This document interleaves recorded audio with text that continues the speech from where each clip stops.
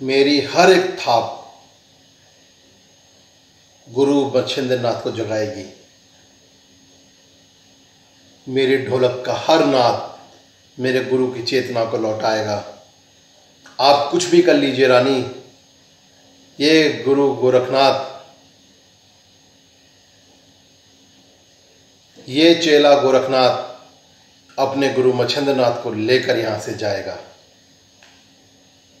कुछ इस तरीके के ही शब्द हुए थे रानी मैनाकनी और गुरु गोरखनाथ के बीच में। तो आज हम बात करेंगे इस वीडियो के अंदर कि कैसे गुरु गोरखनाथ ने अपने गुरु मच्छिंद्रनाथ को जगाया और त्रिया राज में जो परिस्थितियों में गुरु मच्छिंद्रनाथ रह रहे थे उन परिस्थितियों से उनको बाहर निकाला और अपने साथ साधना के लिए ले गए।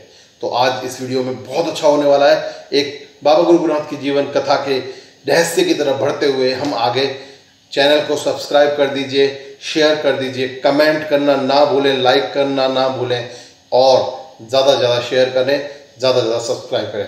धन्यवाद।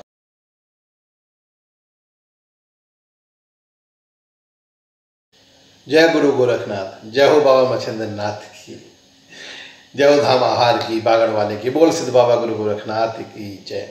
आप सभी भक्तों का, सभी मित्रों का स्वागत है चैनल चेला गोरख का चैनल पर।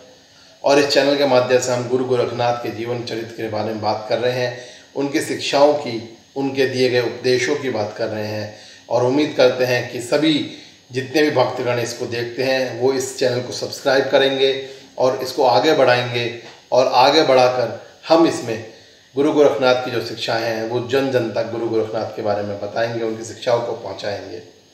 तो आज की जो ये वीडियो है इसमें हम बताने वाले हैं कि कैसे गुरु गोरखनाथ और उनके गुरु मच्छिंद्रनाथ जो कि त्रिया चरित्र में फंस चुके थे, त्रिया राज में रह रहे थे, उनको गुरु गोरखनाथ ने कैसे छुड़ाया, कैसे उनको मुक्त कराया उससे। चलिए बात करते हैं। तो जब पिछली वीडियोज में हमने आपको बताया था, इससे पहली जो वीडियोज हैं हमने बताया था कैसे रानी कलिंगा की सहायता से गुरु गोरखनाथ स्त्री रूप में त्रिया राज तक पहुंचे और किस तरह त्रिया राज में पहुंचने के बाद गुरु गोरखनाथ और पवन पुत्र हनुमान के बीच में भीषण युद्ध हुआ और उसमें गुरु गोरखनाथ जी की विजय हुई। उन दोनों वीडियोस के लिंक नीचे डिस्क्रिप्शन में दिए हुए हैं, आप वहां से देख सकते हैं। और जब हनुमान जी से युद्ध के बाद हनुमान जी से उन्होंने गुरु गोरखनाथ जी ने बोल दिया कि मैं तो लेके जाऊंगा अपने गुरु को, आप चाहे कुछ भी कर लीजिए, तो श्री राम जी ने कहा कि जा पवन पुत्र जाइए, आप अपने शिष्य को अवगत करा दीजिए।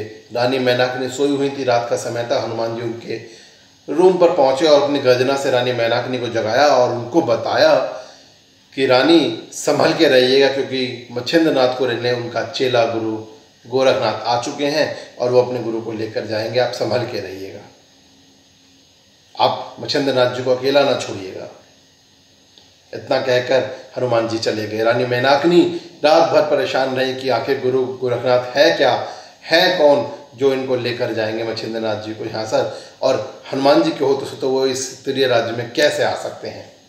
फिर भी वो इसी उधेड़-बुन में पूरी रात निकल गई और अगले दिन सुबह रानी कलिंगा और उनके साथी, जिन साथियों में गुरु गोरखनाथ भी स्त्री का रूप बनाकर ढोलक बजा रहे थे, वो वहाँ रानी मैनाकनी के दरबार में पहुँचे।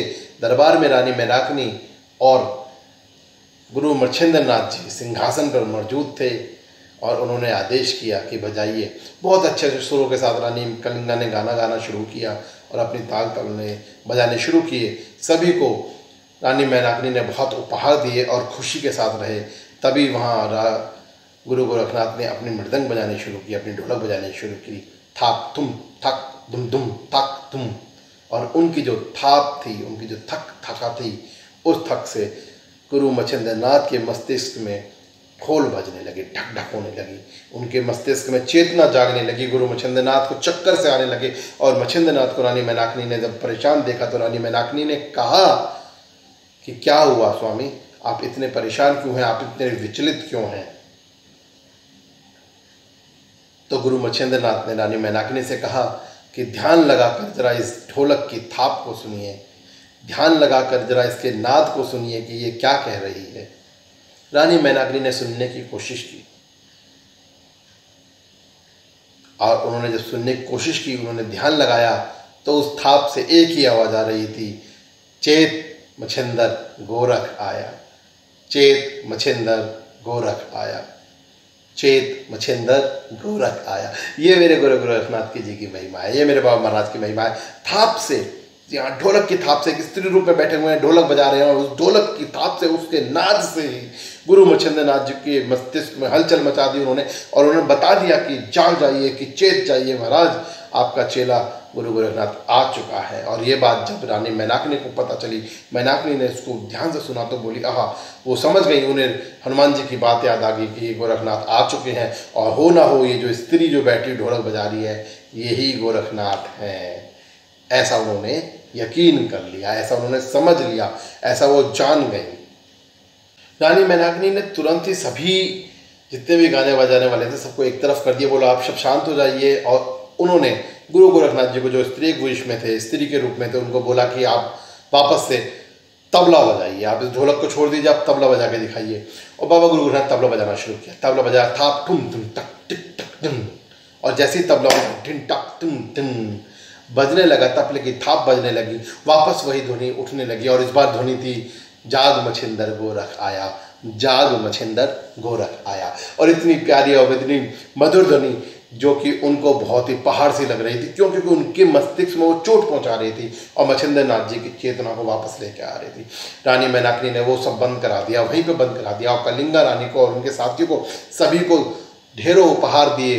पर गुरु गोरखनाथ जी जो स्त्री रूप में थे उनको रोक लिया, उनको बोला इनको नहीं भेजेंगे हम, इनको छोड़ दें, इनको रोक लिया, और उनको रोक के कलिंगा को भेज दिया। रानी कलिंगा क्या करती, रानी कलिंगा अपने साथियों के साथ चली गई, गोरखनाथ जी वहीं बैठे रह गए। और गोरखनाथ जी को उन्होंने बोला कि आप अपने असली रूप में आइए, आप अपने असली वेश में आइए, आप स्त्री वेश में हैं पर आप नहीं हैं, आप कोई और हैं, आप अपने असली रूप में आइए। गुरु गोरखनाथ जी ने मंत्र शक्ति से अपना असली रूप लिया और रानी मैनाकिनी को प्रणाम किया। बोली रानी, मैं गुरु मच्छिंद्र नाथ का चेला हूँ, उनका शिष्य हूँ गोरखनाथ, और मैं अपने गुरु को लेने आया हूँ। तो रानी मैनाकिनी बोली ऐसा नहीं हो सकता है, ये वरदान है हमें हनुमान जी का, उन्होंने हमें, हनुमान जी ने वरदान दिया है कि गुरु मच्छिंद्र नाथ हमारे साथ रहेंगे और आप इन्हें ऐसे नहीं ले जा सकते हैं।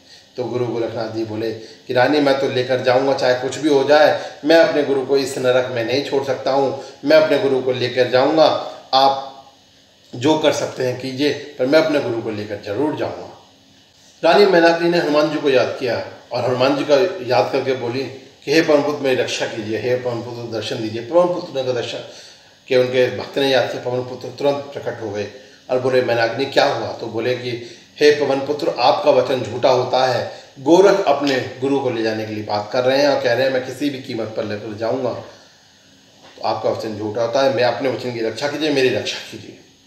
रानी मैनाकिनी के ऐसे वचन सुनकर हनुमान जी ने गुरु गोरखनाथ जी की तरफ देखा। गुरु गोरखनाथ जी ने पहले ही हनुमान जी को बोल दिया था मैं किसी भी कीमत पर अपने गुरु को लेकर जाऊंगा। बड़े ही बड़े धर्म संकट में हनुमान जी फंस चुके थे, पर हनुमान जी ने श्री राम जी का दिया हुआ वचन याद आया, तो हनुमान जी बोले कि एक काम करते हैं गोरखनाथ जी और मैनाकिनी, एक काम करते हैं, ये बात हम मच्छिंद्र नाथ जी पर ही छोड़ देते हैं, आप अपना कर्म कीजिए, गोरखनाथ जी को अपना कर्म करने दीजिए और आप अपना कर्म कर दीजिए कि उनको इनके पास मत जाने दीजिए। अगर गुरु मच्छिंद्र नाथ अपने से जाते हैं तो हम कुछ नहीं कर सकते।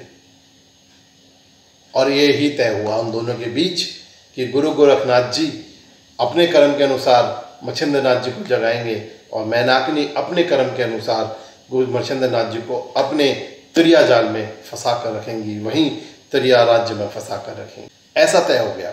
गुरु मच्छिंद्र नाथ जी और के जो हमारे चेले हैं गुरु गोरखनाथ जी, उन्होंने इस बात को एक्सेप्ट कर लिया, उन्होंने स्वीकार कर लिया कि ठीक है पवन पुत्र जैसा आप कहते हैं ऐसा ही होगा, मैं अपनी कोशिश जारी रखूँगा। रानी मैनाकिनी अपनी कोशिश जारी रखें और देखते हैं मच्छिंद्र नाथ जी किसकी बात सुनते हैं, किसके साथ चलते हैं। और ये प्रसंग यहीं समाप्त हो जाता है। तो दोस्तों भक्तजनों, यहाँ एक ध्यान देने की, अब एक शिष्य की अपने गुरु के प्रति श्रद्धा की बात है, भावना की बात है, आनंद प्रेम की बात है कि वो कहता है कि मैं किसी भी शक्ति से लड़ने के लिए तैयार हूँ, पर मैं अपने गुरु को लेकर जाऊँगा, यहाँ से अपने प्रभु को लेकर जाऊँगा, अपने इष्ट को लेकर जाऊँगा। और रानी मैनाकिनी जो कि पति सुख में थी, तो वो अपने पति को रोकने की बात करती हैं।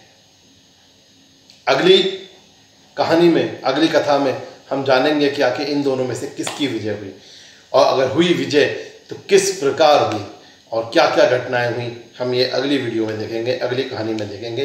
पर आज की वीडियो में यहीं तक था कि इस तरह से गुरु मच्छिंद्रनाथ ने पहला अपना वार कर दिया था और मच्छिंद्रनाथ को गुरु गोरखनाथ जी ने गुरु मच्छिंद्रनाथ की याददाश्त पर पहला वार कर दिया था और उन्हें जिता दिया था कि जाग जाइए गुरु महाराज, आपका शिष्य गोरखनाथ आ चुका है, अब आपके चलने का समय आ चुका है।